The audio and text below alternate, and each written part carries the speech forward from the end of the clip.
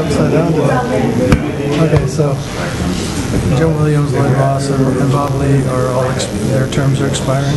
Those three are expiring. That's the one that we're discussing.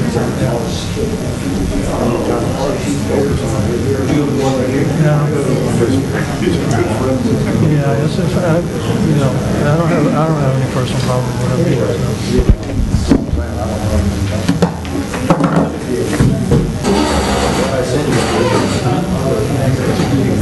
I didn't do it. I don't know. He's creating issues. You. Smart.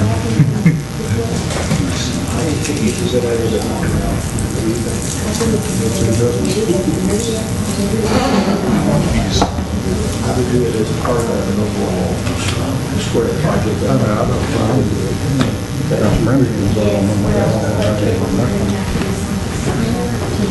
Well, I say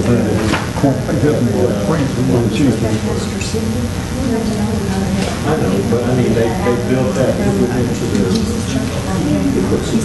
Probably just here, they'll do it. Mr. Lee? How are you doing, man? Oh, I can't plan. This gentleman and I. Every time I see the flowers, I'm like, good. Nice for a day. I must have 2 weeks ago. Thank you. Hope it works out for you. This is going crazy. Every time I go outside,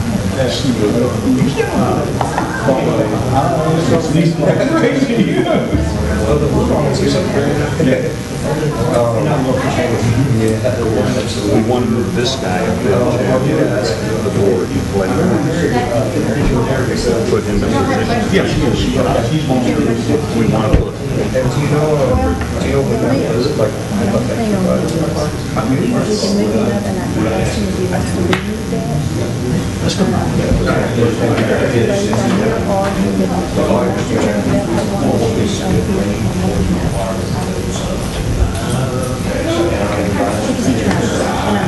That's okay, then we'll be alternates.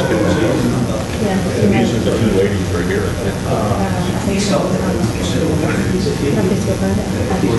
But they're supposed to be. Yes. I told him you might want to ask you. Hey, how are you? Frank Olson.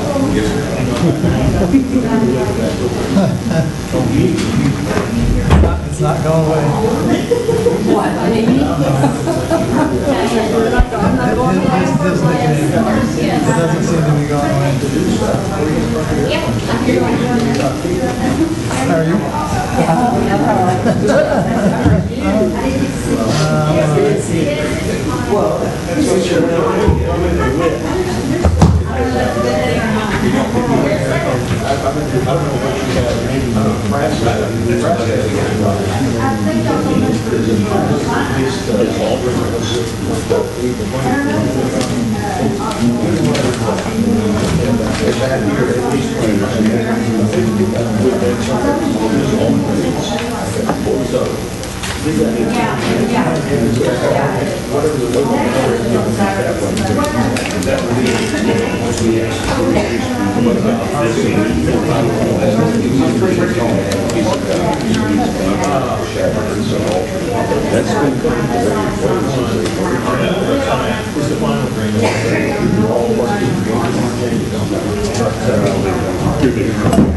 And they're here. I mean, they're usually one person up from Castroville.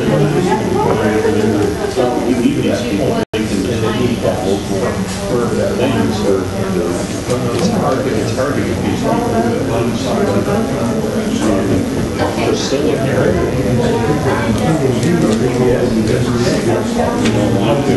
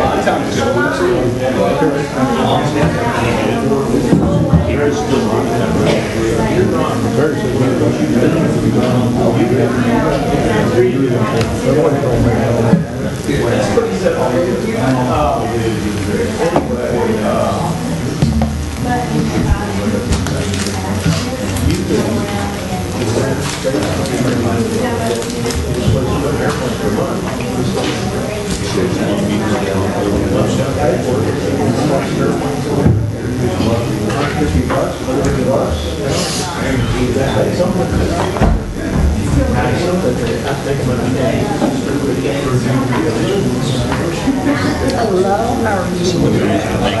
So far, so good. Oh, no, now it's in here. What's the matter? Kidding.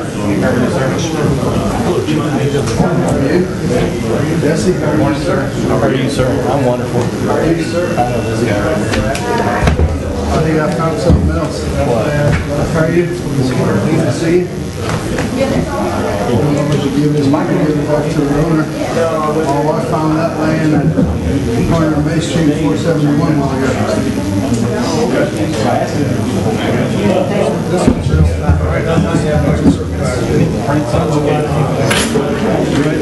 Can you get any prints off your check back? The cashier's check, you know?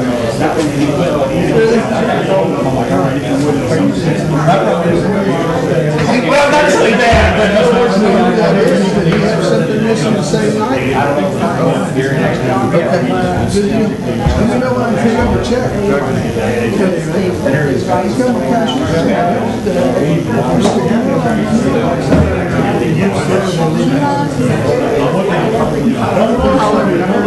Every single color. Yeah. How do you think we got here? Working every day. I thought we were going to March. And I picked it up. Yeah, I don't know. I don't have any reason now. Some major comes up on it. And that's a, part of the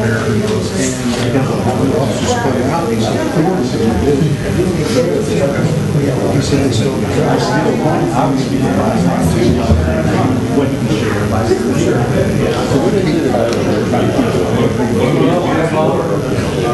That's pretty nice. Very good.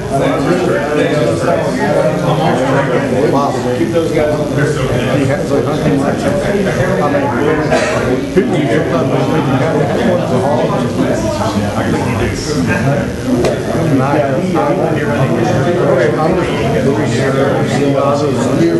There's another guy who wants to do it.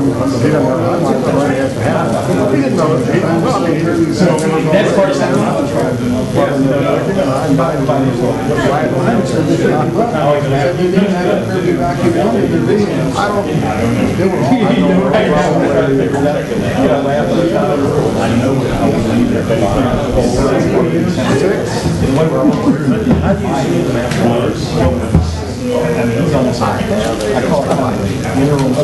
gonna shoot, and I've got some colored lenses that I'll pick up tomorrow.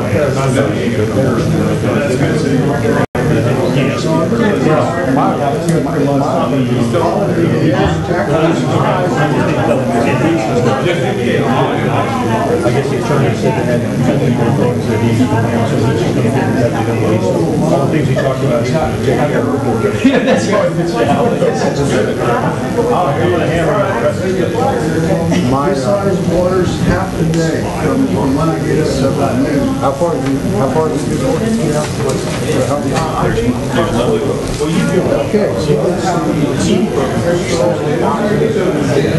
Monday. My feet is sliding out the hill. I moved it over for night. This was what for.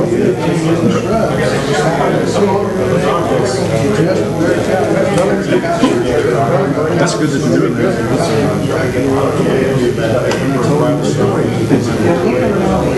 Business, your building, you might find some.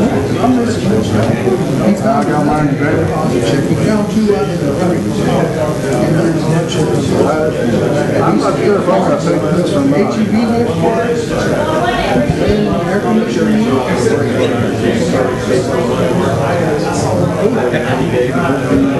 Supposedly they caught two kids.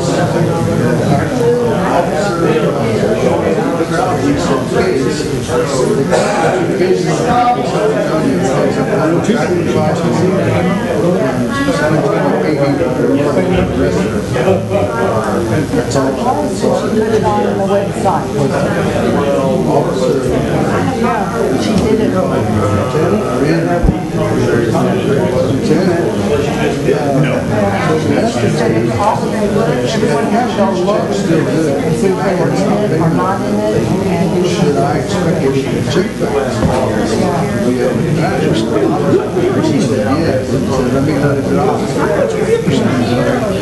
Sign for it. The other two checks. Personal check.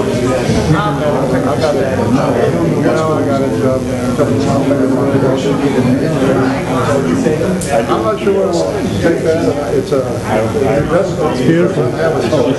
The downside, it doesn't have a scope. Probably this will make my At 20 yards, why do you need a scope? I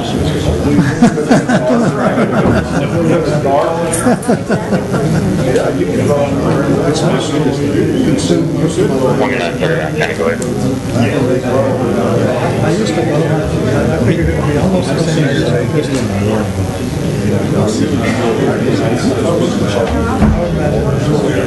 No, yeah, we'll do it that way. This, I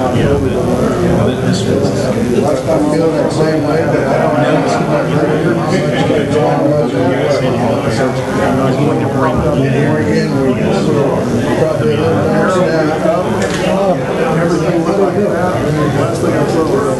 I had my stolen mail brought Saturday night, Sunday morning. I stole the truck in my neighborhood. Found some of the neighbor half a mile away. That makes it go that easier.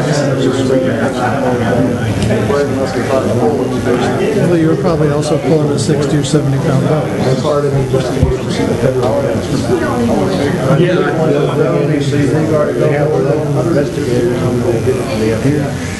We're going to call to order the March 12, 2019 regular City Council meeting at 6 p.m. Let the record reflect that everyone is present. Please stand for the Pledge of Allegiance. Pledge allegiance to the flag of the United States of America and to the republic for which it stands, one nation, under God, indivisible, with liberty and justice for all. Honor the Texas flag. I pledge allegiance to thee, Texas, one state, under God, one and indivisible. Pastor Sibley. Let's pray. Lord, we thank you for this gift of time, this day you have given us life in our bodies, oh Lord, our minds, to be able, God, to comprehend what you would have us to do. Thank you for the opportunity, oh God, of this week, this month. I pray a special blessing on these leaders, the leaders of our city, the leaders, oh Lord, of this hall, the leaders, oh God, that will be elected. I'm asking, God, that every decision they face, God, every circumstance that's coming against whatever is best for our city, I ask, Lord, that you would uphold them and strengthen them, and God, that you would guide us to be profitable, to be, God, the city that you designed us to be, and a city that loves each other. In Jesus' name we pray. Amen. Thank you.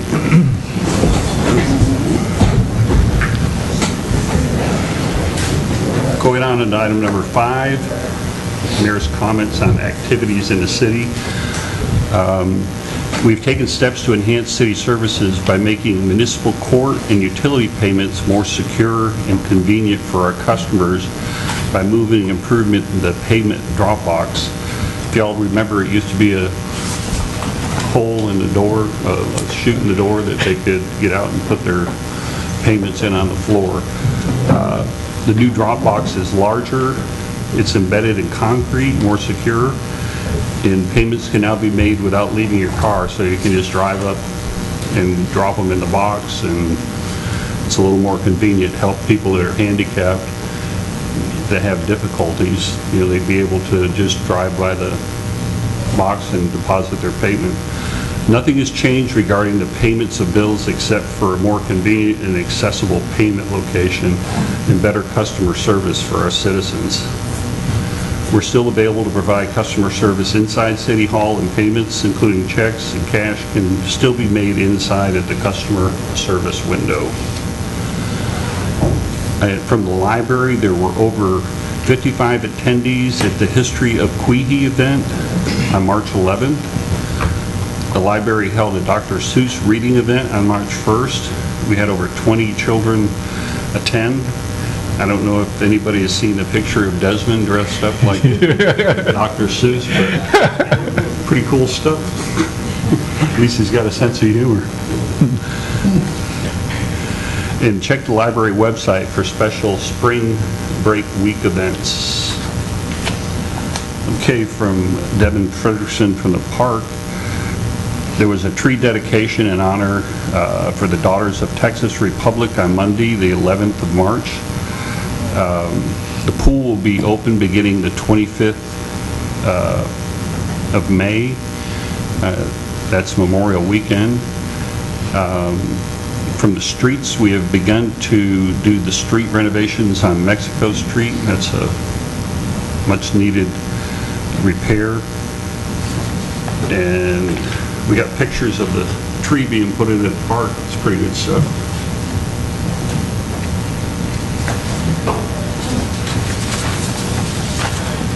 And that's it.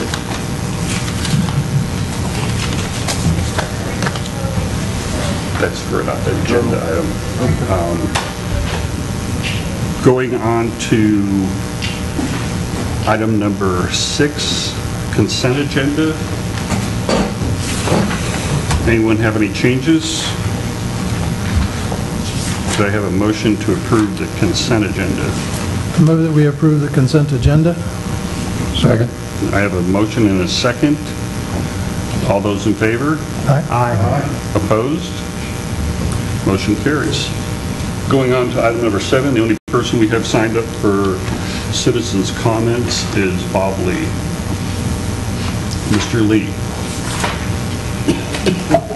Good evening, council, staff. Bob Lee, 1314 Gentiles here in Castroville, agitator.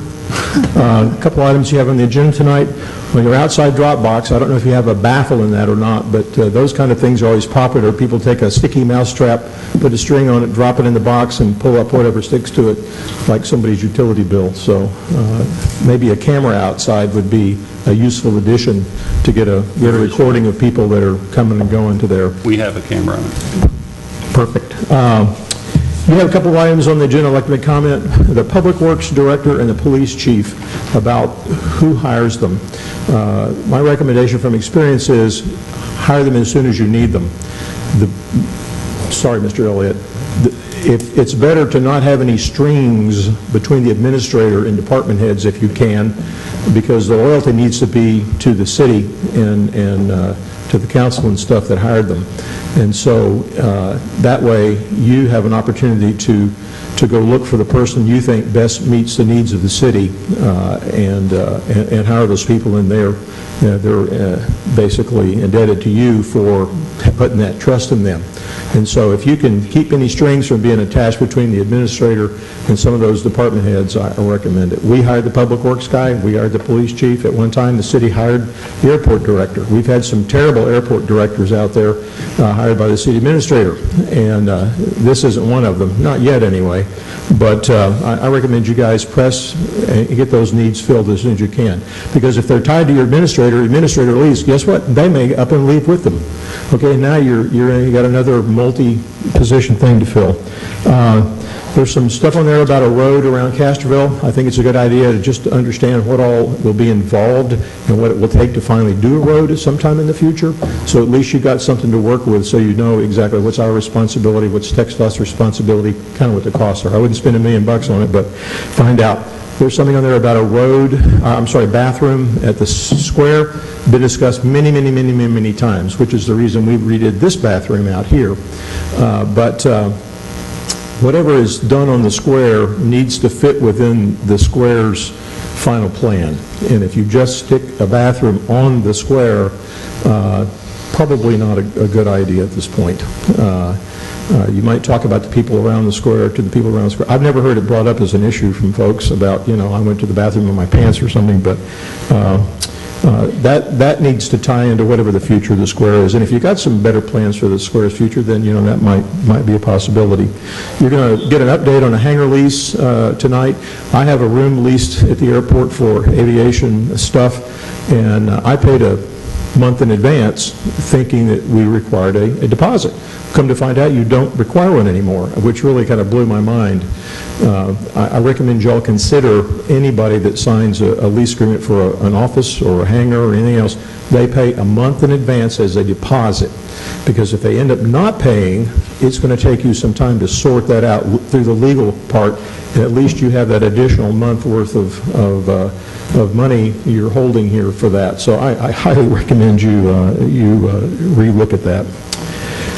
Gee, I guess that's it. That's it. Thank you.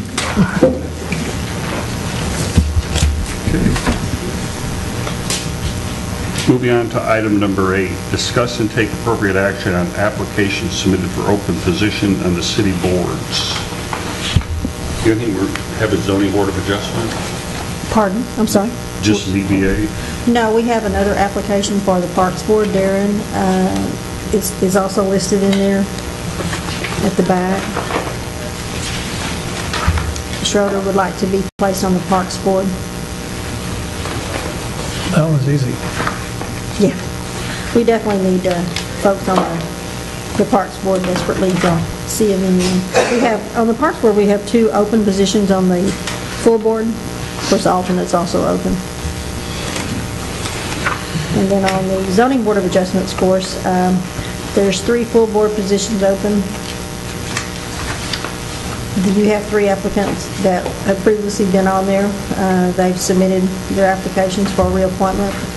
Robert Lee, James or Jim Williams, Lloyd Ross, and then also we have 2 new persons that are here tonight, the 2 ladies that would like to also be considered to serve. We do have an alternate position also open, besides the 3 full. One of them is BB, and I can't say it. I'm sorry. What's your last name? Thank you. And then also Diane Hampton? Well, forget that. There she is. They're both here and have submitted their applications if you want to ask them some questions. Okay, you want to do the park board first? Yeah, nominate Darren Schroeder to fill that position on the Park Board. I second. Have a motion and a second. All those in favor? Aye. Aye. Opposed? There. Done. Would you ladies like to just introduce yourself to the council and see if they have any questions? Bibi, start with you.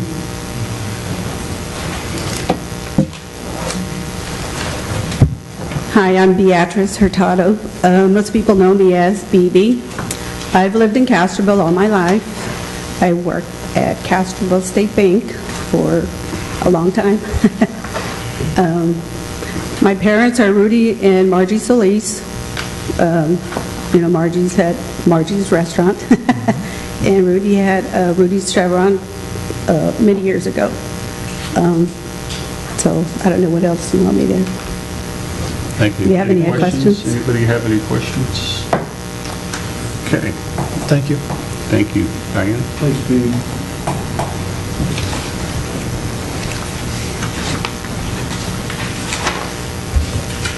Good evening, Mayor, council people, members. My name is Diane Campion, and I live at 108 River Forest. My husband and I and my mother have lived in Castroville for 7 years. We are quite vested in the community. We own several properties. We also own Blooms and Blossoms Stroll Shop here on Highway 90. And I'm actually quite excited to be able to get involved and serve on any committee and also continue to be invested in our community. What is an AABA? I'm sorry, the question, sir? You have listed, you hold an AABA.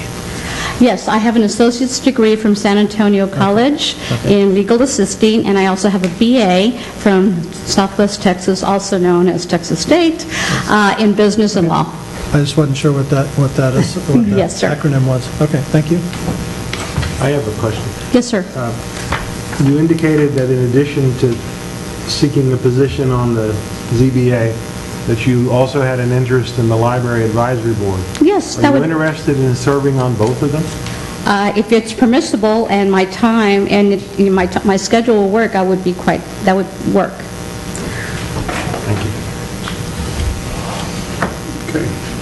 Anybody have any recommendations? Do you want to do them one at a time?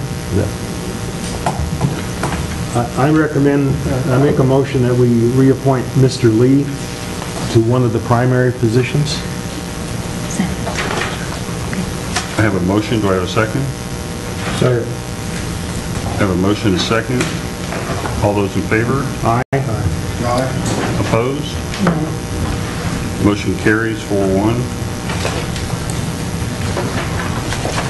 I move that we appoint Beatrice Hurtado to one of the permanent positions on the ZBA. One of the alternate positions? The permanent?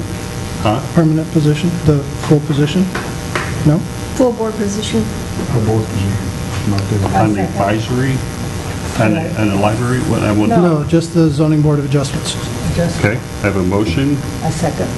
Can we have second? discussion before we vote? Discussion? I'd like to ask a question. We have an alternate, Glenn Quinn, on the ZBA who has been on there for a little while, since July 2017. I would just like to offer up to the council to consider maybe moving him into one of the primary positions and filling the alternate positions with new people who have not been on the ZBA before. There's something to consider.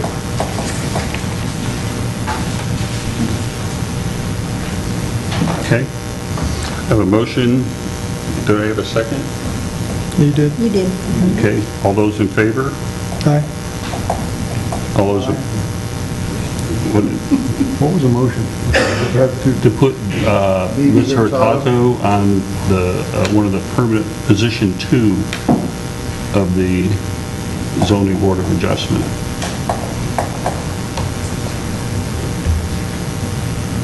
And you have a first and a second. And I'm sorry, And we're what was the voting. vote? 2 ayes so far? Yes. I vote aye. That's fine. All those opposed? Motion carries. We got one left. This, I make a motion that we reappoint Mr. Williams to one of his primary position. the alternate positions. No, he'll be. No, he'll be primary. Where is it? It's not He open. he is Yes, sir. currently, he Oh, was Mr. Williams occupied. is up? Mr. Williams Okay. was All right. number Okay. 1 position I'm with you. before. And I'll So I second. make a motion that we reappoint him. Okay. Second. Have a motion and a second. All those in favor? Aye. Aye. Opposed? Motion. I'm sorry? No, he just said he wanted new people. We bring the same ones back on. Okay, motion carries 4-1. I'd also like to make a motion that we appoint Ms. Crumpion, excuse me for mispronouncing, Crumpion. to the second open alternate position. That would be for which? Alternate Zoning one. board. For board ZBA, adjustments? zoning board of adjustment. Okay. Second. Have a motion and a second. All those in favor? Aye. Aye. Opposed? Motion carries. That's it. you all. Congratulations and thank you. We're done.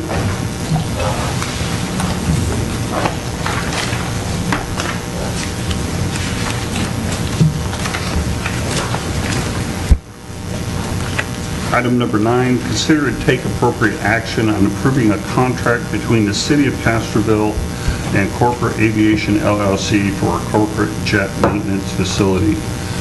Mike Fisher. Good evening, Mayor and Council. This was originally to be a request to you to approve that contract. Events have happened since this went onto the agenda. I'm not going to ask you for that approval today because there's some changes that have come to light that we need to still work on, but I do want to give you an update on exactly where we're at so that you know where the points are that are holding us up right now. The first one is the insurance coverage that the proposed tenant has does not comply with our requirements in Section 9 of the proposed lease. He's not up to standard. I've told him exactly what he needs to do to bring that up to the level we require. That ball's in his court right now. Also in Section 22, paragraph H3, there are 3 documents from the state of Texas that he has not submitted yet.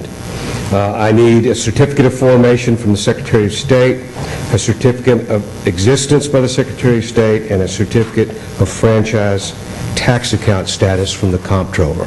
I need those 3 documents still, and to try and approve anything before we have those in hand is premature.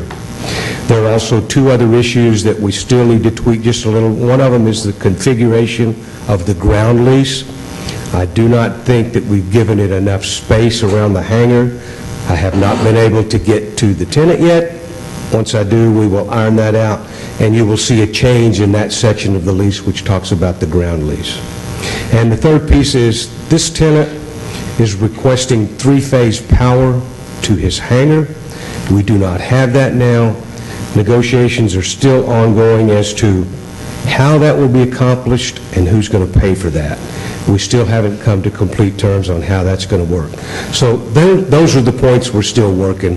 What I intend to do is back away from the council at this point and come back to you when we're ready for an approval. At that point, we'll send you the new draft contract and get back on the agenda. And I'd be happy to take any questions that you might have now. Yes, ma'am. I have a whole corrections or suggestions, Yeah, rather than going through all of them. I'll get with you on those. I'll get with you personally on those, yeah. Right. This is a good time. If you saw anything in that proposed lease that you didn't like either, this is a good time because we're reworking it a little bit. Yes, sir. Do you have any idea why they want 3-phase? Yes, sir. He's putting a corporate jet maintenance facility, and he says that some of his equipment requires 3-phase power to work on those jet engines. I do not yet know the extent of what that requirement may be.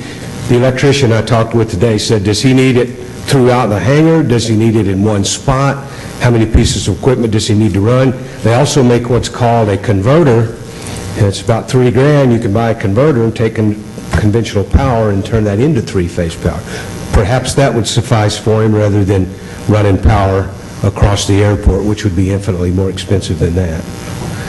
But the other side of that coin is, in future planning, we may need 3-phase power further back on the airport at some point, so this might be a good time, if we're going to do that, to not only run it to his hangar, but put it to a junction box adjacent to his hangar and the Brask hangar, so that when this comes up again, maybe further back, that we're already prepared for it, and we don't have to go back and try and figure that out again.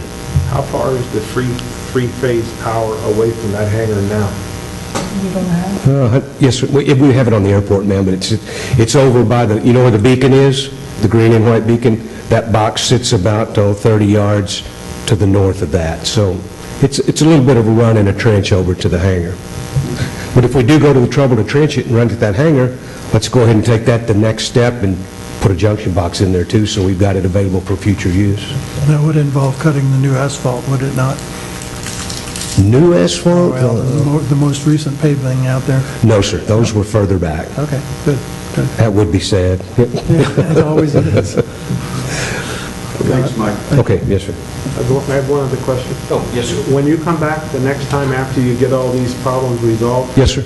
will you have already gotten approval from the city attorney for the lease before we hear? Yes, sir. The city attorney has it now, and of the issues that I briefed you on, 4 of them were brought to light by the city attorney, and we're hashing that out. The insurance issue was broached by the city attorney, and the state certificates that we don't have in our possession were broached by the city attorney. So it is in their office now. They're waiting on me to clear up those last 3 pieces for them.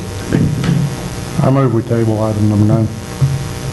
Have a motion to table Second. and a second. All those in favor? Aye. Opposed? Moving on to item number 10, discussion and direction on city policy regarding the need to build a city-owned public restroom on Houston Square. Mr. Dyer? Thank you. There's very little that I could find in city policy that talks about this. Right now, the nearest restroom from Houston Square is the one that's behind City Hall, and for somebody like myself, it would be too far to walk. So I think it's clearly there is a need. There's a lot of activities that take place out there, and we need a restroom that's closer. For the addition of a city-owned and a city-maintained restroom, perhaps we could build one in the Alsatian style that would very properly fit out there on the square, and it would certainly enhance the square, and it would enhance its usefulness and make it probably more desirable as a place to have functions. It would only be available if the city was to be able to do such a thing. It wouldn't be something we would put out there all the time, because that would be an attractor for vagrants and people that are just looking for a place to use a restroom. We would be controlling the use of the restroom to keep it only available when there's city-sponsored events that would be held on the square or very close to the square.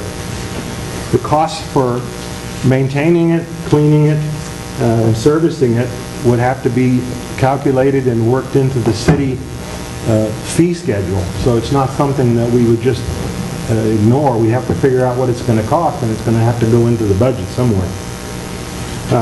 It's a possibility that with the many established historic organizations that we already have in the city, that we can find perhaps some cost sharing that maybe some civic organizations could participate in.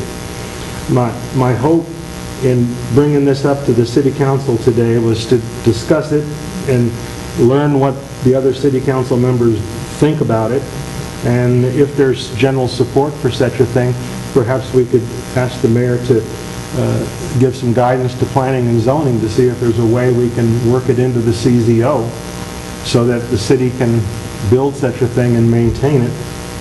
And also, we would need to start thinking about a capital improvement plan to put into the budget, because this is not going to be a free item.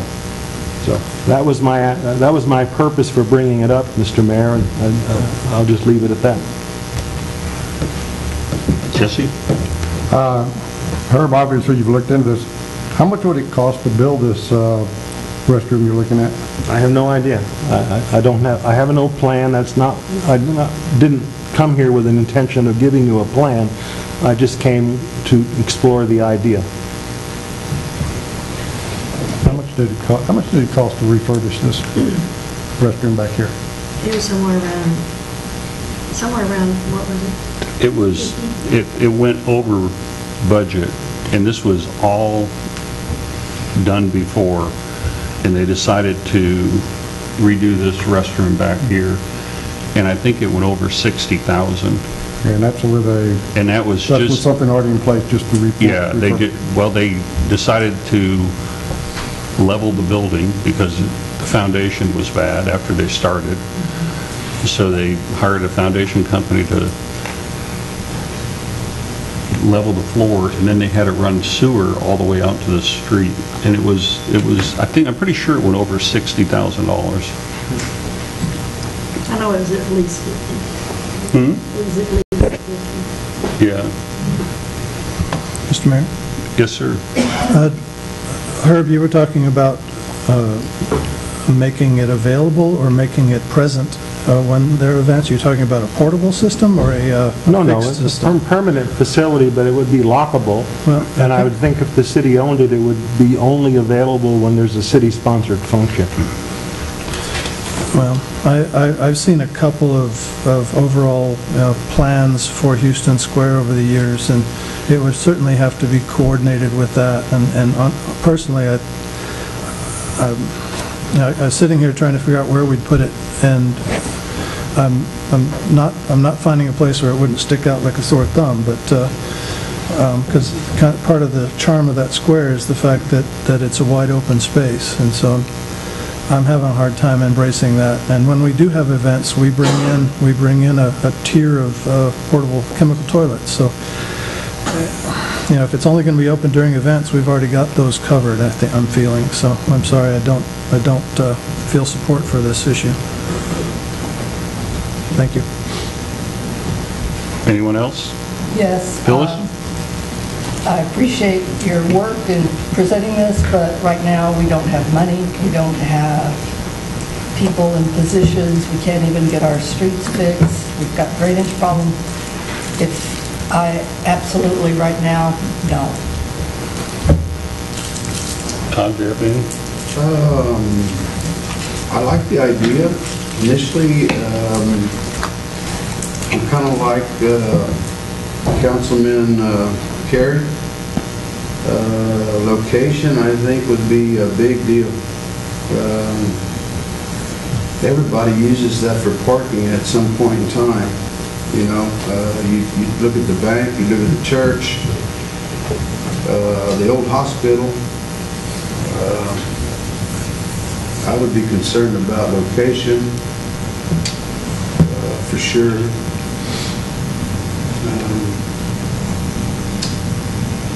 And like Mr. Carey pointed out, we do use the portable restrooms when we have events out there, and I'm trying to visualize, okay, like Market Trail days when you have all them folks set up, all them vendors. Holy smoke, where would you put a restroom? I mean, I've walked around on those Market Trail days and there's packed with exhibitors. I don't know. I guess my initial response would be I wouldn't be in favor of it for those reasons. The only comment I'm going to make is that I have received several calls that were not in support of this, and they ask that we focus on just what Phyllis said, streets, drainage, issues that we direly need in this town. Any other discussion? Herb, do you want to add anything to it? Or? No, thank you very much for having the discussion. I would like to say I also Jesse. I've also received numerous calls and come up to me about this, and I had no support whatsoever from it. Primarily, like Phyllis and Paul said, one thing, mainly, we don't have the money for it. The other thing is the appropriateness of where it would be. So basically the same thing, that's what I was approached about. Thank you. Going on to item number 11, discussion on need to formally initiate the joint city TxDOT planning process that could take approximately 10 years to complete to build an alternate highway route around the city. Herb? Thank you. This is another issue that I think there's very little public policy on it. There's a few documents that we have. The vision plan for Castroville, Texas, that was written in 2016 by the University of Texas facility. They talk a little bit about it. I think our master plan from 2009 and the more recent one talk a little bit about it, but there's very little formal information about it. The reason that I asked to bring it up is that this is a very long-term, long lead time issue. And it's something that the city, if they ever had an interest in it, would probably take at least 10 years to get anything done before you'd see any material progress. And many people that I've spoken with have expressed a concern that there's positives and there's negatives.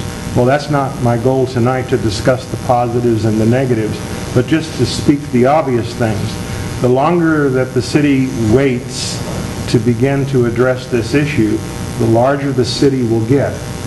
And as the city gets larger, the place where you would end up putting an alternate route around the city would get further and further away from the city center as time moves on.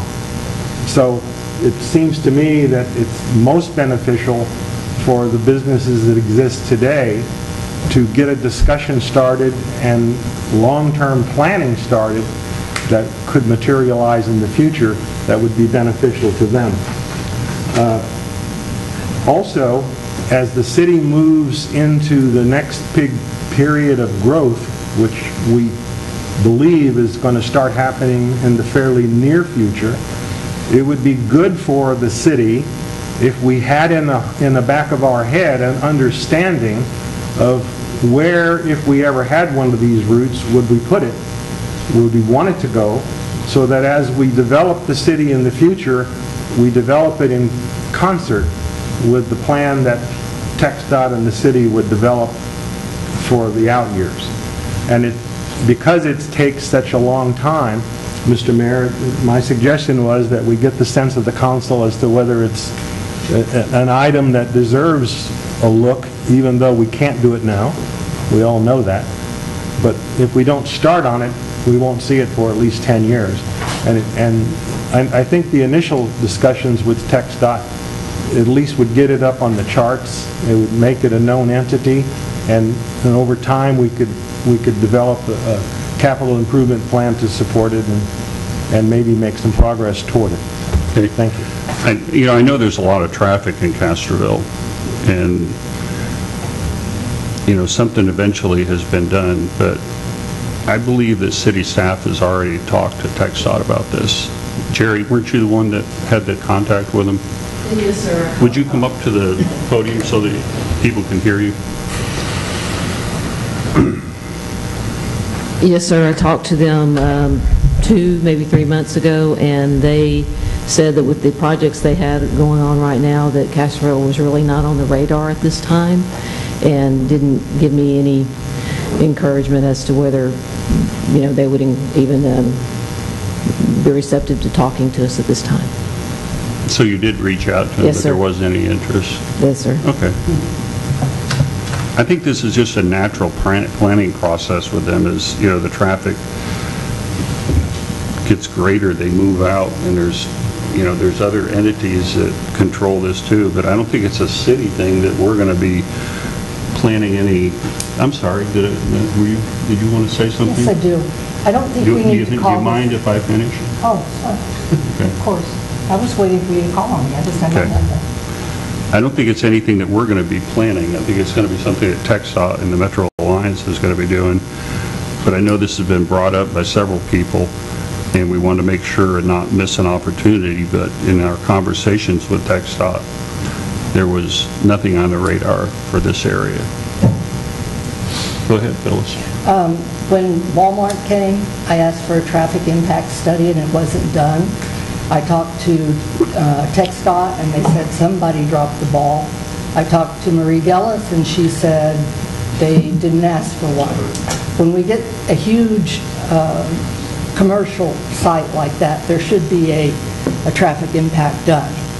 I understand that Walmart built the stop signs, and I think this is very important that we do it now. I think we passed a resolution not for a bypass per se. What we're interested in is a relief route. We don't want to bypass. We just need some relief from the traffic.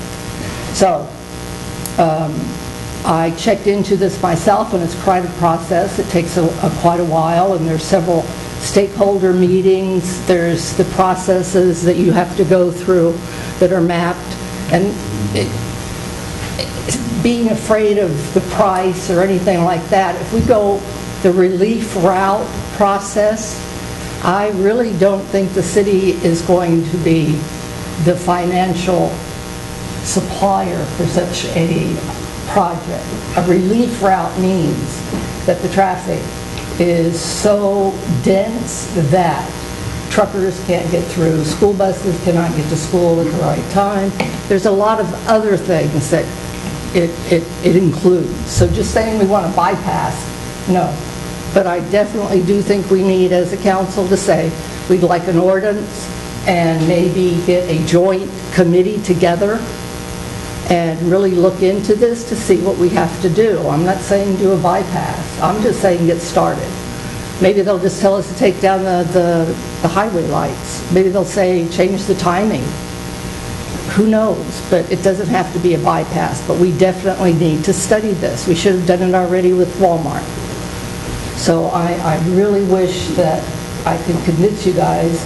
All we need is a resolution or something, a motion to form a committee that will look into this, not the staff. We're the people who live here need to look at this, not the staff. We're the ones that have to fight the traffic. So that's what I ask. And perhaps this needs to be a whole different agenda item, because it's not a bypass that I'm asking for. I'm just asking resolution for relief, traffic relief. And TxDOT does it for free, the evaluation. It's not that we have to pay for it. And it doesn't mean we have to do it. We just ask. So I make a motion that we form Wait a minute. We don't, it's not an action item. Okay. Paul? I was on the planning board that was formed in the mid-2000s, and this was a discussed item, and one of the hiccups that we encountered was the fact that Highway 90, where it is placed in the city of Castroville, where it is placed is because of the long bow in the river and the more gentle approach from the top of the western bluff to the water's edge. And that grade that we experienced going up to the hotel, that's about the maximum grade you can put on a highway. And the rest of the banks, north and south of us, I'm looking at a map right here, don't have a gradual relief, a gradual approach to the river. It's all very abrupt. That also means that on the opposite side of the river, it's very flat and mostly floodplain. So the conclusion was that in order to build something like this, any kind of bypass around Castroville was going to involve any kind of a route, reroute, whatever, an alternate route around Castroville was going to involve building a multi-million-dollar bridge for half a mile or so, maybe a quarter mile, to get off of that bluff and past the flood zone before you reach the ground again. And and of course, as time passes, things happen, the routes close, and they will continue to close. There's people develop property, build homes, families, subdivisions. At this point, south of town, we'd have to go around the airport. We wouldn't want to go through any more neighborhoods, obviously, because of the cost of doing that. But, we're looking at anywhere between 4 and 6 miles of roadway. And if TxDOT was going to be involved, they would want to see a limited access multi-lane highway. So they're going to want 300 to 400 foot of right-of-way. Well, at 400 feet, you hit an acre every 110 feet at 5,000 or 6,000 an acre, depending on the owner and what the prospective value of that property is. So just the land alone at 4 miles is going to be well over $1 million. So those are prohibitive hurdles. That doesn't mean we don't look into it. I mean, if we can look into it for free, we can look into it. But if we're going to have to spend $20,000 or $30,000 on an engineering study, then we have other things to spend money on. Thank you. Jesse? Well, anything like this is it's not going to be a city operation. It's going to be a state operation. Anything of this magnitude, we can't even put a no U-turn sign up out there without permission from the state. So if they're going to have a quote alternate 90 to go around, I don't think we'll have that expense. It's going to be a state expense, and from what I understand, there have been meetings about this, and everything is preliminary though, and we are looking 10, 15 years down the road. Once this is decided, it's kind of like the railroad. When they decide they're going somewhere, they go there. When TxDOT decides that they're ready to put a bypass around Castroville, $1 million a mile, $2 million, that's not the issue. The issue is we've decided and it's going to happen. So this is not going, we will be asked and we will be talked to, but it's going to be their decision. And again, something like that is many, many years down, well, of course my age, many years isn't too many, but it's at least 10 years down the road before something like that could be completed. Thank you. Todd? I definitely think, I don't know about time frame wise, but I definitely think something's going to have to be done at some point, and definitely TxDOT's going to be instrumental in that for sure. I think what we can maybe do as a city is when we're looking at some of this development going on, especially on the east side of town, that we have this in our minds when we're looking at proposed entries to subdivisions and things like that. I don't know how much influence we can have to do that or with those folks, but I think you genuinely keep that in your mind when you're looking at these things, because I really feel like to the north is probably going to be the direction that it needs to go if there's such a thing ever built. Being a former director of transportation for Medina Valley, I was always in contact with TxDOT resident engineer Jessica Castelloni,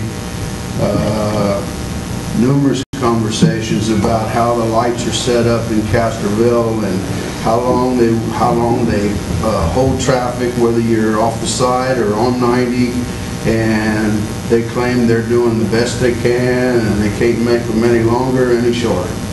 It's just, we're outgrowing it, is basically what we're doing. But I like Herb's idea. I just think it's something you're going to have to go back to time and time again, especially with TxDOT. Land acquisition is going to be the big deal. I mean, look at 211. We're just supposedly going to get 211 cut through from Petranco Road to 471. How many years has that been in the making? 25. A long time. You know, land acquisition is a big deal. Nobody wants to turn loose of it, and I don't blame them. I hear you. You know, but it is a good idea. I think, yeah, definitely. And you know, some of the people that you mentioned in the community, business people, I think they need to be involved in that conversation too. Yeah, definitely. I don't think that conversation is as negative as it used to be, because these folks are all seeing the same thing, you know, and it gets to a point where you just get fed up. I mean, Friday at 5 o'clock, it's hard to get through Castroville. You know, I don't care where you're going. You look for a light to get to, and then you're frustrated that the light don't cycle for 90 seconds. And Jessica Castelloni says that's the limit. You know, in certain situations. So, anyway, I'm done. Thank you. Any other discussion? Moving on to item number 12. Discussion on a welcome signage to determine if city policy provides a way to allow the city to work with the Chamber of Commerce and the Economic Development Council to create and maintain the city-sponsored welcome sign at the east and west edges of the city. You know, I think there's already been discussion with them, Jerry, hasn't there? Haven't you brought this up already with them?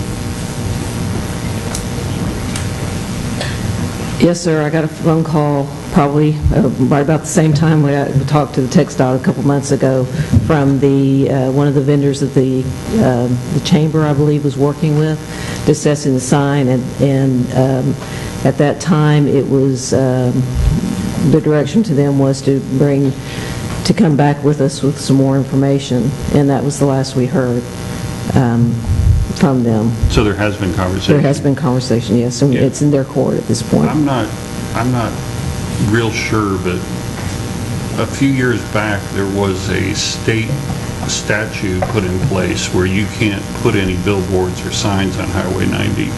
The ones that are there are grandfathered in, but even the chamber sign that's been taken down, I don't think it can be put back up. Priscilla, do you remember that? Yes, as far as I know, that's still in place. Oh, it's in place, but I don't think you can put these signs on Highway 90. Depending on the size, yeah, you can't put a billboard sign anymore. That's what the law has. Yeah. From Bear County to the other side of Castroville. Right. Because then you can put them up, but that's still in place as far as I know. Yeah, you're right. Okay. I think it was, if I'm not wrong, I recall that was, if I'm not wrong, correct me, I think it was limited to billboards, wasn't it? Not the small, into, You can put some small. I mean, I could be. Arnie, you're shaking your head. Help me. It was limited to the big billboards, the big I know that's where it was intended for the big billboards, but I don't. When it was eventually passed, it says there can be no signage within 600 feet of the right-of-way from the west city limits of San Antonio to the east city limits. That's right. Of Honda. That's right. And back like where the mansion is, the big flag and all that stuff, you notice back, I don't know, a year ago now, their signs were out on the highway. They took them down. They're now back, they had to move them back to 600 feet off the road.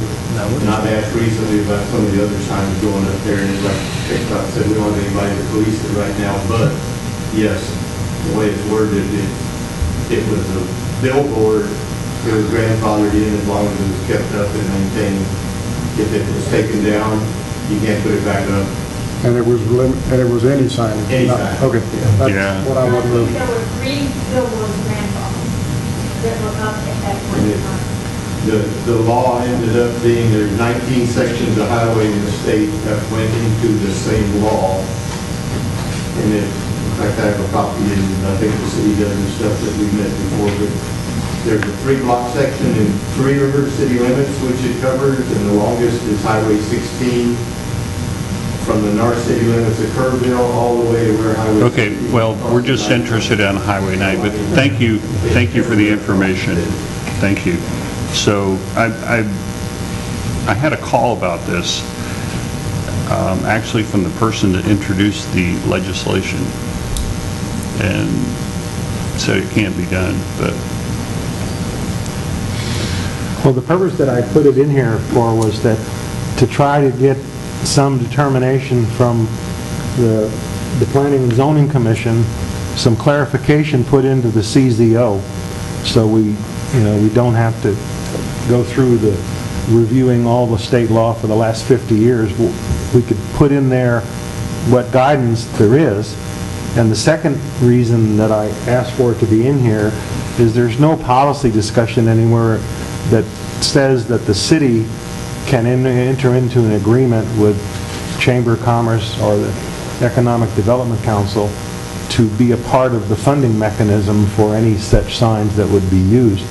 And I wanted to just get a sensing from the mayor and the council if this was something we want Planning and Zoning Commission to give us some advice on, and maybe even change the CZO so it's clearer. I think that we need to have that come back as a different item on the agenda with the backup material that's current. We're just discussing this, but is there any other discussion on the process to... Are we all in agreement that something needs to be done? We're talking about the sign now. Yeah. No, I'm not up for billboards or electronic signs on Highway 90. No, but I'm saying it's unanimous that we need to make a sign out there, right? Even You can't. you can't replace the one that was... No, not now that it's been taken down now. Well, as far as unanimous, I am not against the sign, but we were talking, and like you were talking about, is the financing of it. Again, the city is not in any position to be, and I hate to use the word frivolous, but this is not something that benefits the citizenry like street repair, drainage repair. If we had all the money in the world, living in a perfect world, a nice stone sign out there saying, "Welcome to Castroville, Alsace, Texas," that would be nice. But we, at this point in time, and I'm not sure when in the future we can, it's kind of a moot point. There's no way I could support this financially. Any other discussion on a welcome sign? I guess I'm way off base here, but I thought, I'm not talking anything elaborate. I think we're talking about a few sheets of plywood and somebody do some painting? No? Or am I thinking of a different sign? Yes? I think that what they're doing is they're talking about electronic sign, isn't it, Jerry? So the vendor out of Castroville, I'm on the Chamber of Commerce on the... Excuse me, you can't just speak out unless we call on you and ask her. Yes, sir, my understanding was that it wasn't an electronic sign that we got there, but if you haven't heard that, I don't know what you're... Did you go there? I don't know if I can. Can I? No? I think I'd just like to keep it with Jerry. She's the one talking to him. Okay. I was thinking about the wooden sign out by the Chevrolet dealership. They took it down. I understand that. And they can't put it back up according to this state statute. Okay. But they were talking about replacing it with electronic. The discussion, Jerry has had a discussion with him. You'll have to ask her. Okay. Can you shed some light for me here? What was the question? If they took the sign down, and they can't put it back up, but there's talk about an electronic sign? Yes, the talk was about the electronic sign. Now, we have to look at the law and everything, but my understanding is that it would not comply with state law. Once the sign comes down, it's not grandfathered anymore, it's gone. The poster's still there. The poster. Herb, I like your idea of sending us back to P&Z and have them come up with an ordinance that we can enforce. I think it would be good, too, if P&Z would talk to Mr. Persine of the Chamber of Commerce and maybe he could come and appear before them and express his ideas to them so they at least know what they're thinking about. Because I think they believed at one time that if they took the signs down that had been out there for years for maintenance, that they, as long as they got them up within a declared period of time, I don't know what it is, that they would be able to put them back up, but I don't know if that's what the law says. I don't know. Okay. I think it would be good if they'd look at it with Mr. Persine. Okay. Thank you for bringing it up. Moving on to item number 13, discussion and direction on police chief and public work director positions. I believe that we've posted the public works director position. Yes, sir. Mr. Elliott? Yes, sir. Just this week? No. Yeah, it's either last week or this week. I don't know the exact. Last week. Okay. So you put that out on March the 5th. So what's your expectation of when you think you would get in the public domain? I believe the kind of target date that we want to look at our first review would be, and this is a discussion whether you guys want, it was brought up, whether staff does it or not. I'll leave that up to you guys. I've hired several public works directors. It's in the purview of the city administrator to do that one, but it would be left up to you guys whether we want to hire it under an interim or wait until the permanent comes on board. The first review, if we do it internally, would be the first of next month is when we would begin that process to give it 3 to 4 weeks of advertisement. Yes, sir.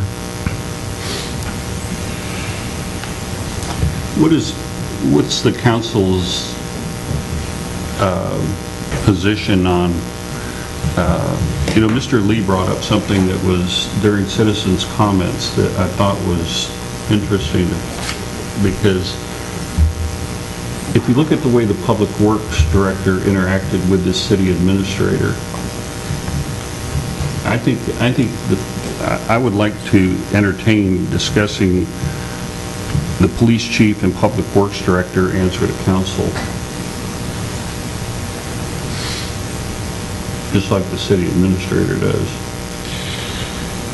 I thought the police chief already did. Not really. No, he answers to the city. He actually answers to the city administrator. Right.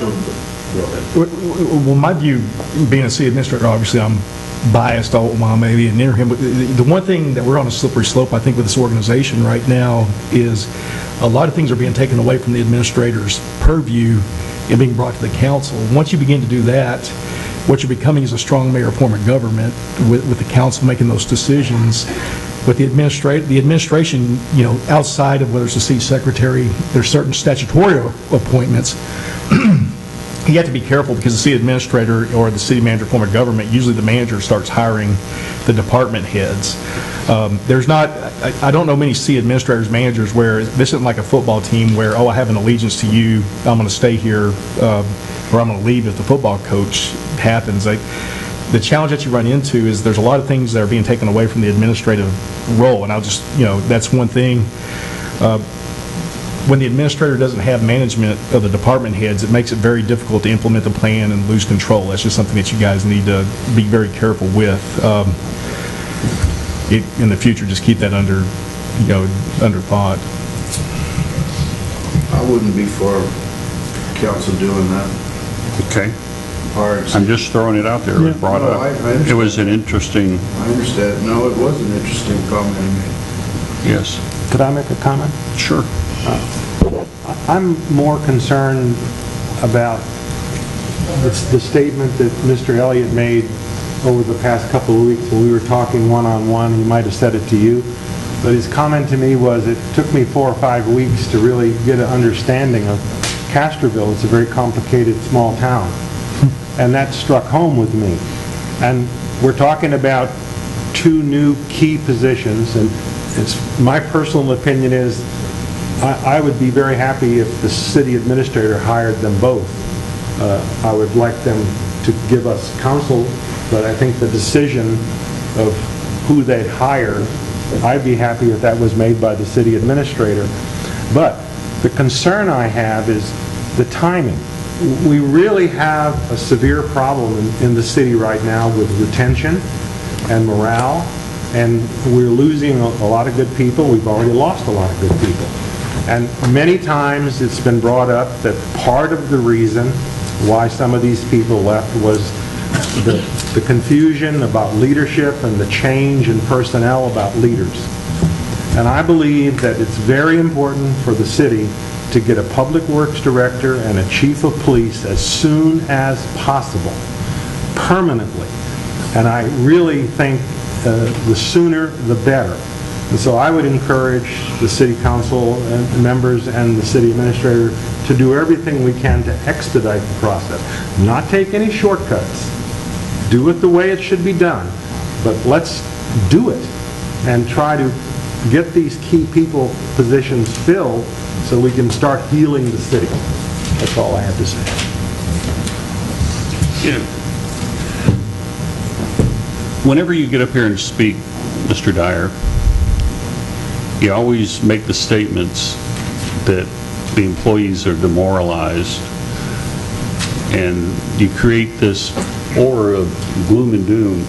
Lee, I mean, we've had a conversation about this, and you don't feel that's the way it is, that it's a pretty solid organization.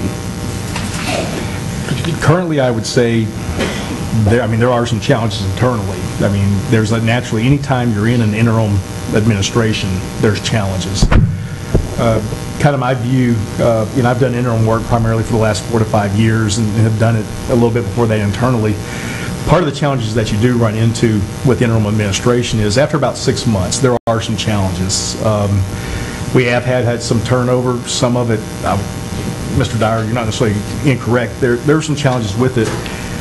We've recently lost a few people just with natural turnover in better positions. There's always a challenge in keeping things together on an interim once you get over 6 months. To me, I would say overall, I mean, staff is doing well with the current situation. It's just challenging with some vacant positions, as it naturally is. Okay. Todd, do you have anything? No more than what I said. Okay. Jesse? I'm assuming we have a job description, qualifications, certifications, all the necessary levels of education that is needed for each position, correct? Yes, sir. Okay. I also believe we need to get these people in here. When you have a leader in place, the people that work in there, they just feel more stable. They feel like there's some stability. They know who they know who their quote real boss is. They know who they go to. We have not gone out for police chief. Is that correct? No. Okay. I believe we need to also do that and get those out there and get these positions filled, so that the people that are working in that department have a boss. They're not they don't know whether Lee's their boss. They don't know whether the mayor's their boss. They don't know whether somebody on the council's their boss. They need a boss, and we need to get that position, get those 2 positions filled. And again, not as Todd said, don't skip any steps.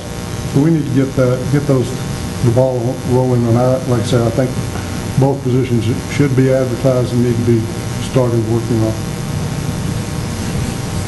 Thank you. Paul? Yeah, I think that hiring is one thing and administration of those positions is another. If we need to hire immediately, It does, I don't think we need to be administering or being the direct, having the city chief of police and the public works administrator reporting directly to council. And as far as supervision or authority over them, all employees have the option of bringing their grievances to council if necessary, and so that can be accomplished. So I would rather see us get a good person now if we can and move forward. And regardless of Mr. Lee's comments, I don't know that anyone we hire will have any greater affection for council or for the administrator, depending on who hired them. So. Okay. Phyllis. First of all, we're a small city with a big city staff. Our salaries, I believe I looked, the assistant administrator has a maximum of $99,000 a year.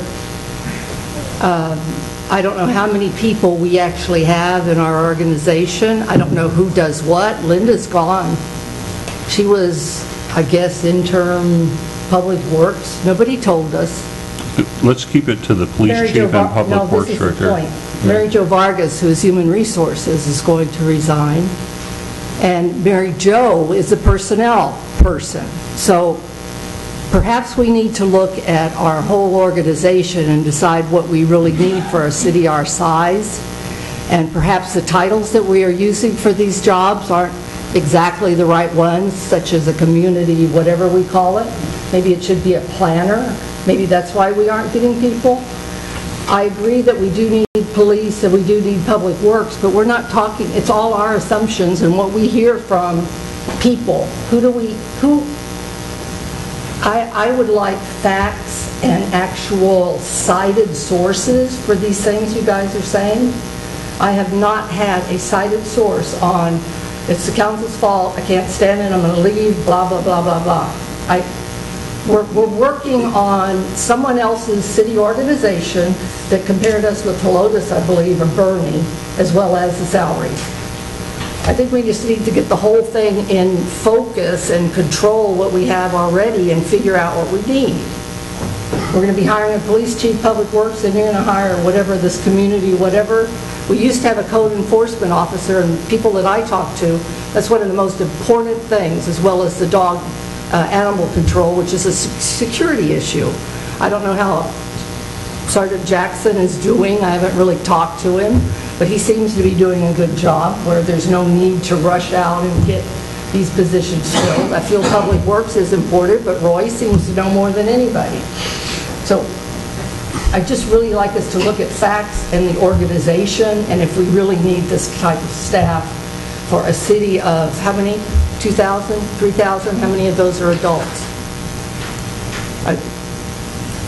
We've got to get a handle on what we have here. Nobody knows. Ask. Did you know what Linda Coons did? Yep. I didn't even know. I didn't even know we had an assistant. We had a salary for an assistant city administrator that was a maximum of $99,000. Phyllis, we're talking about the police chief and public works director. This is it. We need to hold our horses and look at what we have. I agree with you. Is that it? Yes, sir. Thank you. Look, I would say we're probably 6-8 weeks away from having legitimate candidates to look at to appoint a new city administrator. It's going to be, and I think in about a week, we'll be looking at the applicants. We've started the process to go out for a public works director. We're putting it out there. I think just the natural flow that we have right now, we'll have a city administrator, and right after that, we'll have a public works director. And I'll be honest, I think Brian Jackson's doing a great job. I have no issue with what he is doing. And I can tell you that his officers support him 100%. I mean, this was a shakeup in that department, and they've all kind of rallied around him. And there is no one that I'm aware of in that department that does not support him in that position. I don't see crime jumping on us and out of control. I think that I think we still do a really good job. I think Brian has taken the leadership. Has he done this before? No. You know, he's the lieutenant, but he certainly has stepped up in taking it to task and trying to do a fair job. He asks for direction when he needs it. I mean, he's shown professionalism. When he's asked to correct things, he does it. I don't see the need to just jump right out there and go for a police chief. We have a local person that lives here, that's part of our community, that's come up through the department, that is leading it right now, and he does a good job. The Public Works Director, we're out for it. We have, you know, it's been posted. I'm hoping right at the same time as our city administrator comes on, whoever he is, he or she, you know, that we'll have decent applicants for him to look at for Public Works Director. And I agree with what Phyllis is saying. I'm not sure that we need that title. It may be something different. We don't know what sort of qualifications the city administrator is going to have. Is this going to be somebody in Public Works that, you know, needs different qualifications? It'd be nice to know what we have as a city administrator before we hire a Public Works Director, to make sure it's somebody that, you know, complements him in his abilities. So that's my 2 cents. I don't, you know, I think we need to leave the police department alone for right now and just let it see if it's going to work the way it is. And the Public Works position, it's posted. If in, you know, a couple months, 2-3 months, it's not working out, you know, we'll do something else in the police department. But I think it's fair to say that I don't know of anyone that doesn't support him, and he's done a good job. Unless any of you want to speak out that you don't want to do this, I think we should leave it the way it is right now. I'd just like to say for the record, I'm sorry, go ahead. I support the police chief. I think he's doing a great job. That isn't the issue for this discussion in my mind. The discussion is, you know, we've always advertised it. There's nothing that stops Lieutenant Jackson from, if he wishes to apply for the job, he certainly could. And I'm sure he would get good ratings and everything. But the position, if we keep putting off filling the positions, we're going to end up with a whole new staff that's new at the same time, and we're going to have a long period where they have to learn the city before they can start doing their job. Thank you. Jesse, you had something? We have told others in the city, in the administration, that if they were interested in the job, to apply for it. And again, I agree. I haven't heard anything bad. Let the man apply for the job. I've heard good things about him. I've heard everything you've said. I've heard.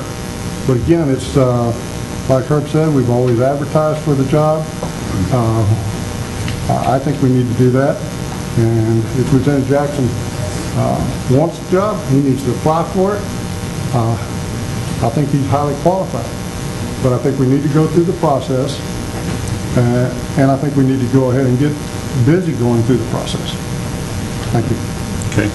Phyllis, you had something else? Yeah, and Jackson and the police department are doing a very good job, but they cannot do code and compliance, which is one of the biggest things that I get from citizens. They don't have time. And I keep trying to deflect problems and trying to explain they don't have time. But it is very upsetting to see vacant lots. People are mowing them themselves because they can't get a response. So I personally, like I said, we need to reorg first and decide on job descriptions, particularly for the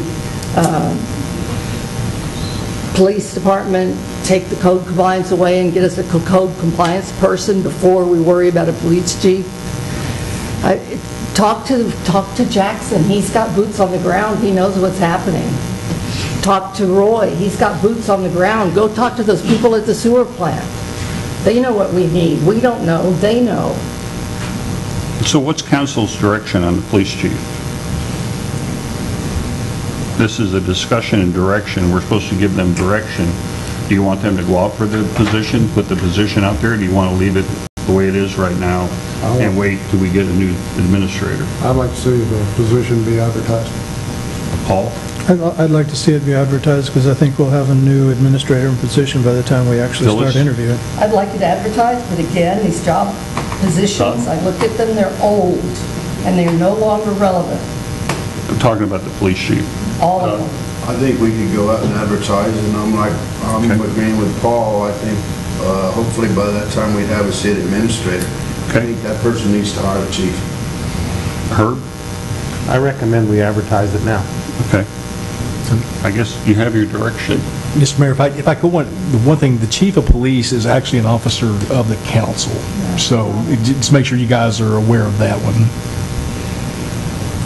We still have to advertise the position. Yes, sir, but there's a word of the city administrator hiring him. The city administrator could be part of that process, but he or she could not hire him. Yes, just making sure everybody's... Listen to what I said. Advertise the position. You have your direction. Okay. I'm not asking you to hire a police chief.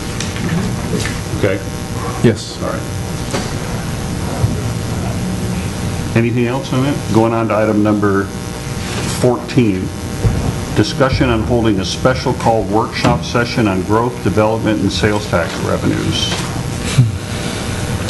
Mr. Mayor, I asked you to put this on quite a while back, and it would have been better to have discussed it earlier, but since it's on there, I'm very appreciative that it's on there. I sent this in recommending that we have a Saturday morning workshop, City Council special workshop, and we invite 10 citizens who are business owners who have been in Castroville a long time to come in and give us their insight into the upcoming growth, the development, and some insight into sales tax revenue dispositions, because I know you're working very diligently on lots of potential developments. Sooner or later, they're going to come to fruition, and we're going to turn to the citizens of Castroville and want to tell them about it. And these are the kind of questions that they're immediately going to start asking. And I think getting a dialogue going with prominent citizens and having an opportunity for the city council to interact with them about these subjects would give us a lot of good starting ideas that we could start thinking about now, so that we're in a better position to support you when you're ready to put these initiatives out in the public. That was my reason for bringing this to the council. Okay. Todd, do you have anything? Well, I think it'd be a good idea to get some of these folks involved in a conversation. I don't know how that conversation would end up, but I would be willing to sit down with these folks. Okay. Jesse? I kind of agree with Todd. I'd listen to it. I'm not sure exactly how this would be handled. Why not 5? Why not? And you know, when you say we're going to do 10, there's going to be person number 11 is going to want to know why they weren't included. And when that happens, the next thing you know, we're going to be having a special call workshop on Saturday morning that ends up closing down Monday night, because everybody's going to be wanting to be heard, and I don't blame them. If I owned a business out here and you called 10 people and I wasn't one of them, I'd want to know what in the hell was going on, why wasn't I asked? You know, and I can see this rapidly getting out of hand. It's a good idea to discuss this stuff, but that's what we're here for, and I think it's a good idea to listen to these people, but I don't know that we need a forum that, like I say, pretty soon somebody's going to come and say, Mayor, I want to be on there. I'm going to take your arm and go back there, and you're going to say, yeah, you're right, you need to, and then, like I say, it's just going to, I see it as snowballing. Thank you. Paul? I believe transparency and communication are really good ideas. I don't think this has as great a downside as my associate does. I think that we could accomplish a lot of interaction with our business community and possibly take away some really good ideas. I'll show up. Well, I'll show up. You'll have to, there'll be a special call meeting. Maybe not until Monday. No That's all. guarantees. Thank you. Phyllis? These things that are brought up just sound so simple. Let's do it. The problem with the Texas code, the local government code, specifically goes into planning and the proper way to plan and the use of statistics and the use of ordinances and comprehensive plans. We need to understand that before we go out and just start this discussion without any sort of benchmark or idea or processes that we need to discuss. The problem isn't getting people to talk about it. That's the problem. The problem is to manage and control it. I mean, everything is in this code of the Texas Local Government Code. There's PUDs and PIDs and CNNs or CCNs, and we have a comprehensive plan that was done in 2011. We've got all these people on planning and zoning that know what they're talking about, a lot more than we do. They know about ordinances. They know the ordinances are outdated. We need to get that stuff fixed first. And ESD is involved in sales tax. I didn't even hear that at all.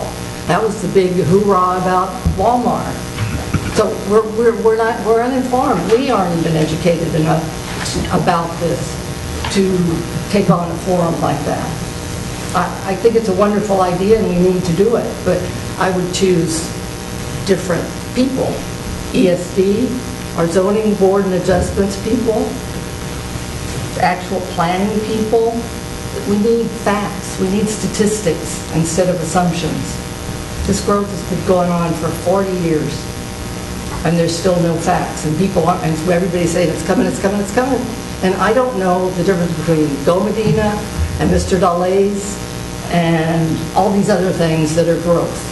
And I don't think any of them are connecting either. So Go Medina's doing this, Mayor's doing this, and Arnie and them are doing this, and there's no connection.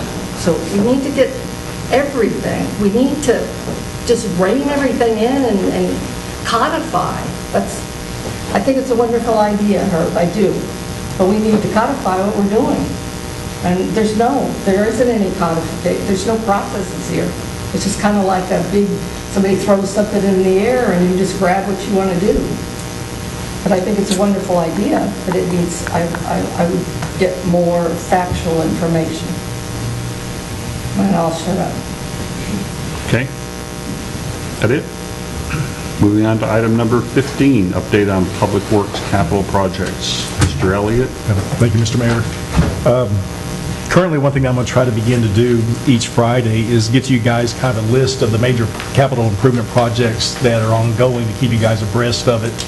And one thing I wanted to do tonight is just kind of give you a short synopsis of some of the major projects from the 5 or 6 weeks I've been here that I've heard either from the mayor or the council that we really need, that are very important projects I wanted to bring up, just kind of give you kind of a status of where we are or some snippets of that. And hopefully over the next couple months as time goes on, whether it's a workshop or more in-depth item, be able to bring some engineers in, possibly make sure you guys as a board are more abreast and understanding of where we are as we begin to hand this off to whether it's the permanent public works director, the city administrator at that time. One thing, the wastewater treatment plant, we're at about 80% of completion with that, 80 to 90% in that range. Hopefully within the next couple months we can have that project kind of wrapped up and moving forward. TCEQ violations, we recently have received notice from TCEQ that the water violations have been closed out. That's a positive that we've dealt with. Wastewater, we still are at about 90% of completion of compliance with those items that we have been cited with. At the end of March or the 1st of April, TCEQ will have us on the agenda. At that time, the term sounds harsh, we'll be found guilty of violations. But what that just means is this is what happened, you guys did it, you come into compliance. At that point, we can actually ask for extension, and this segues into the ponds and dams. Part of the challenge that we've looked at is the trees in the dam can be very expensive to deal with. After meeting with City Engineer Mike Persine, what he has recommended and speaking with TCQ, we've spent several hours speaking with them, and what they have stated, once this goes to the TCQ board, we can ask for an extension. So the first day after that happens, we send a letter to TCQ. They will provide us with time to be able, whether we need to get engineers in here, how we want to do it, because the challenge that we face, you can be looking at multiple $1 million possibly, a lot of different ideas. We need to take our time possibly to look at these situations before we do it. There could be some ideas that we could do to go around this that maybe not cost quite as much money or can be more, but my recommendation is we will ask for that letter, and let's do this kind of in a proactive, smart planning and ask for time to do it, because it could become a very expensive capital improvement project. So that's the route that we're looking as staff to move forward with. East Side water looping, had a meeting this morning with Roy, Mike Persine, our engineer, and one of their engineers who does modeling out of Austin. One of the biggest items that we're looking at with the East Side looping is making sure we get this modeled correctly. Within the next 4 weeks, we could be looking at possibly having a work session with you guys, because there's going to be some variables financially that need to be looked at. And my recommendation to them is let's get this together and bring it.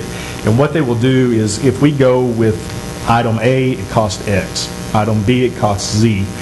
And this is the impact on the east side in those types of development, depending on that growth rate.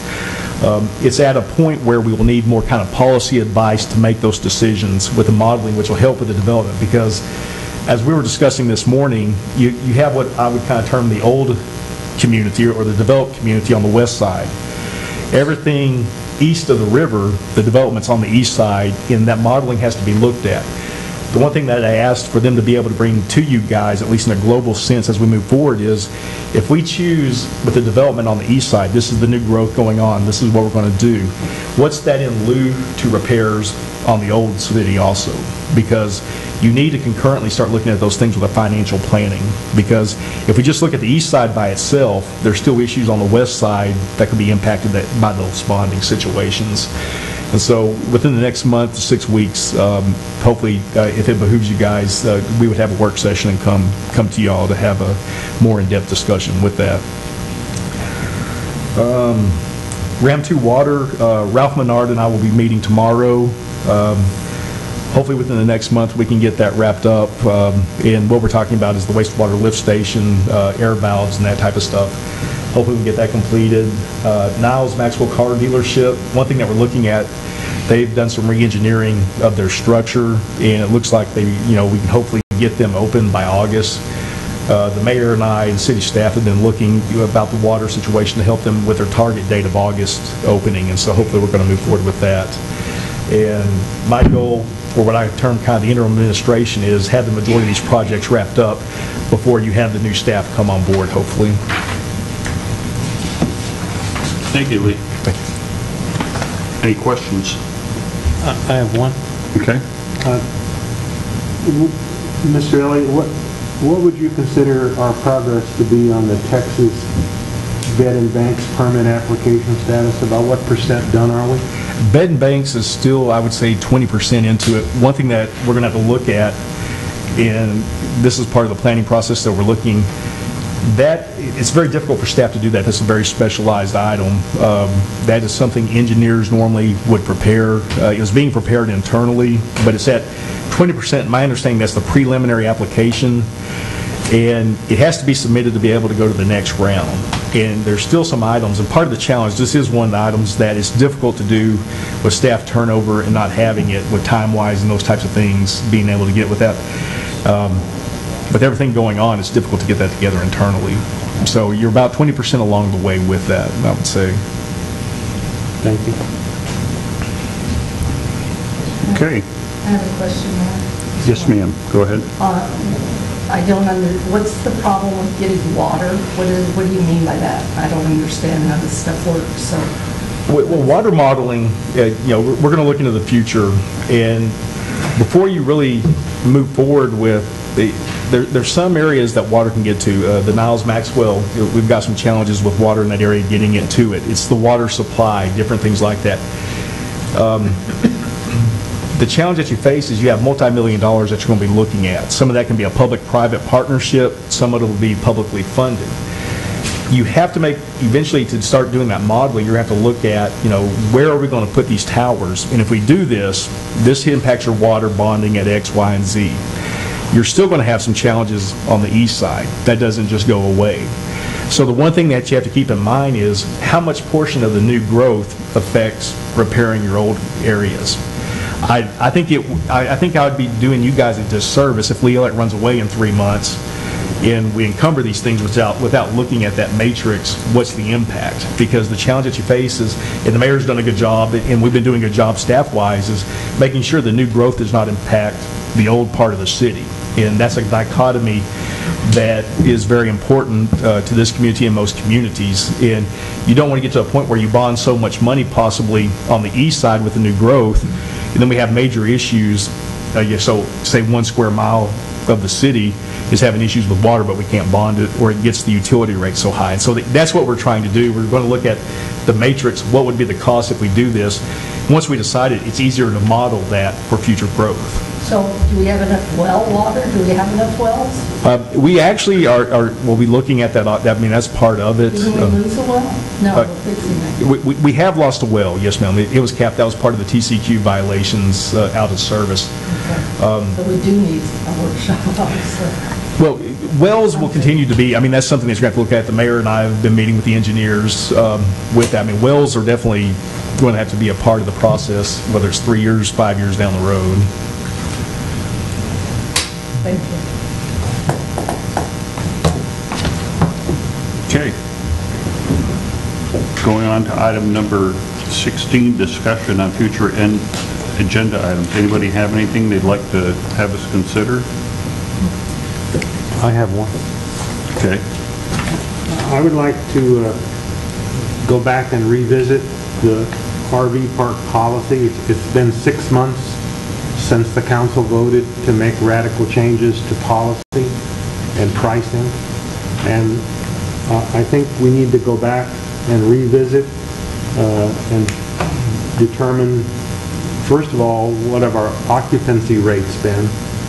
We talked a lot 6 months ago about the need for the city to capture records so we'd have a database that was very clear about occupancy, because when we build the budget, we build it based on our projected occupancy.